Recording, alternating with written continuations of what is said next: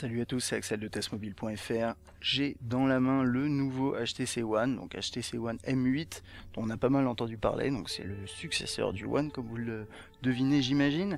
Alors c'est un terminal complètement qui reprend vraiment la logique du One au niveau du design avec l'aspect aluminium. Ici on a l'arrière en aluminium brossé, et je vais vous montrer simplement la version à côté en version argent. Donc là c'est la grise acier, là on a la version argent et on aura également une version or mais que j'ai pas dans la main et qui sera proposée dans 2-3 semaines à peu près, qui a une petite teinte légèrement rosée également. Et vous voyez ici on a le côté alu brossé sur cette version là qu'on n'a pas ici. Celui-là fait un peu plus penser par exemple à un One gris ou à un One Max. Alors on va s'attarder sur celui-là. Pour le design c'est les deux mêmes, hein.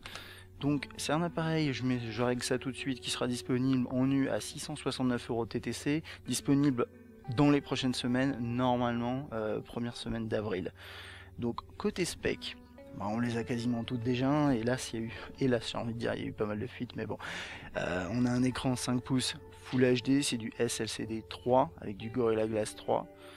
On a un processeur quad-core, c'est le Snapdragon 801, c'est du 2,3 GHz. On a également 16 Go de mémoire interne, donc comme le précédent One, mais à l'exception d'un truc, c'est qu'on peut mettre une micro SD jusqu'à 128 Go, donc ça c'est quand même bien. Bien sûr, il faudra acheter une micro SD en plus, mais le fait de pouvoir étendre la mémoire, c'est vraiment un gros plus. Il tourne apparemment sur une nano SIM, ça a confirmé lors du test. On a une batterie de 2600 mAh avec un nouveau mode d'économie d'énergie, on regardera ça après. Et par rapport au précédent One, en plus de la batterie à plus forte capacité et d'optimisation hardware et logiciel, on a 30% en plus d'autonomie par rapport au One. Donc ça c'est pour les spécifications dans les grandes lignes. Ensuite après on a la nouvelle version de Sense, on a beaucoup de changements. Alors, on va du coup pas trop traîner, je vais juste vous montrer très rapidement quelques accessoires qui seront proposés. Donc celui-là à 45 €. Celui-là un petit peu moins cher, je sais plus combien. Et alors le plus intéressant en fait finalement c'est celui-là. Vous avez un système qui vous permet d'avoir par exemple l'heure et les différentes notifications. Et quand vous regardez, vous voyez en fait c'est des petits trous qui sont sur la coque et qui permettent de voir à travers différentes données. C'est plutôt sympa, c'est bien fait. Ok, donc ça c'est pour cette partie. Il y a une grosse nouveauté sur ce nouveau HTC One, donc le M8. C'est la présence un petit peu comme sur les derniers iPhones, d'un chipset dédié au capteur qui s'appelle le Sensor Hub et qui permet notamment de déverrouiller l'écran avec un double tap et d'autres choses. Alors je vais vous montrer ça tout de suite, c'est assez sympathique. Donc là je peux le déverrouiller, enfin je peux le verrouiller. Là sur la droite j'accède à BlinkFeed directement. Là normalement celui-là ça me permet d'accéder à l'application récemment, enfin la dernière application utilisée. Ici je ne sais plus, c'est pas grave, mais vous voyez, vous avez différentes actions. Voilà, là c'est le système vocal, Siri-like. Et un autre petit truc qui est sympa aussi, vous mettez sur le côté, vous appuyez sur le bouton de volume et vous lancez directement l'appareil photo. Donc ça, c'est des petits trucs comme ça qui sont extrêmement sympathiques et c'est très réactif. J'ai eu l'occasion un peu de comparer un G2 qui a ce genre de système. Alors je ne sais pas exactement s'ils ont chez LG un système de chipset intégré à part pour gérer les sensors, les capteurs. Mais en tout cas ici ça marche très très bien. Et par contre comme vous pouvez le voir ça marche pas sur l'écran d'accueil. Vous pouvez pas le faire sur l'écran d'accueil. Ça marche juste sur par exemple ici. Voilà, c'est ce genre de truc. Mais en tout cas c'est très pratique. À côté de ça, côté design, alors qu'est-ce qu'on a? On retrouve vraiment la logique, hein. J'essaie de vous sortir si j'ai mon One dans la poche. Alors c'est la version noire, donc c'est pas exactement la même chose, mais vous voyez, on a un aspect plus arrondi finalement. On a toujours des systèmes de chanfrein au diamant, vous savez, tout ce système-là, un peu finalement comme chez Apple, hein. Mais moins, et les angles sont moins agressifs entre guillemets. Et c'est un appareil qui fait la même épaisseur à peu de choses près et à peu près le même poids. Il a juste un écran de 5 pouces contre 4,7 sur le One, du coup il est un peu plus haut en haut. On va regarder ça, toc, voilà. On a toujours haut-parleur, hein, bien sûr, Boom Sound ici, avec 25% de puissance en plus par rapport au précédent. On aura l'occasion de le tester. Caméra frontale 5 mégapixels avec écran angle large, donc ça c'est sympa. Quelques capteurs ici. Là on n'a rien et on n'a plus les touches sensibles, hein. Là maintenant c'est directement, hop, si j'arrive à le déverrouiller, voilà, dans l'interface ici. Sur la droite, on a le slot. Alors ici, ça va être... Je sais pas exactement, mais en gros, on va être soit pour la SIM de toute façon et la micro SD, l'un comme l'autre. Et là, on a le bouton de volume qui est juste ici. On a la touche on-off verrouillé, déverrouillé qui se trouve là. Le capteur infrarouge est pas loin également. Là, on a du plastique. Là, on n'en a pas. On a des petites bandes de plastique comme vous pouvez le voir ici. Mais on a beaucoup moins de plastique que sur le HTC One.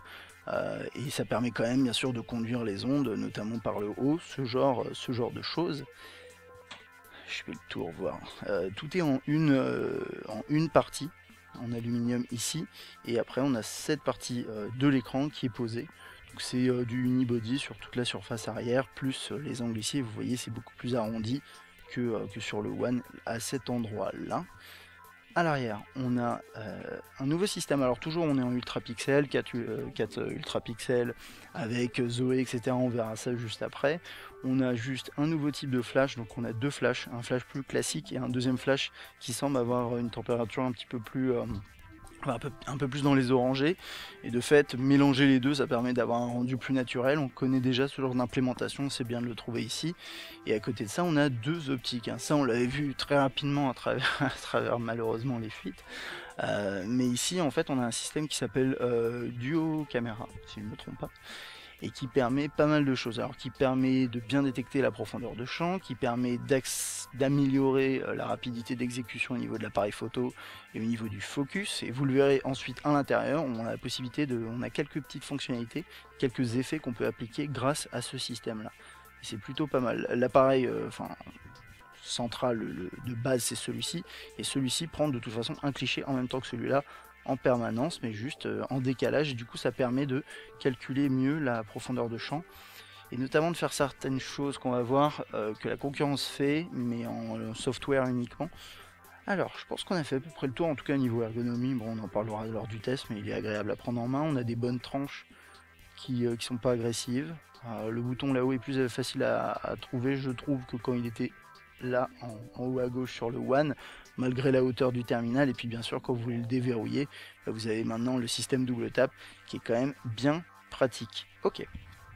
Bon, alors on a toujours Blink Feed, l'accueil classique, le tiroir des notifications et ce système là. Sense dans sa version 6 ici a été retravaillé. D'un point de vue esthétique, on a quelques petites nouveautés, notamment de personnalisation. Je vais vous montrer ça tout de suite ici. Voilà. Voilà. Là on a plusieurs thèmes avec des accents de couleurs qu'on voit ici. Donc là par exemple vous voyez on a quatre couleurs principales, on en a d'autres différentes. Là on a même un thème vraiment plus noir et blanc.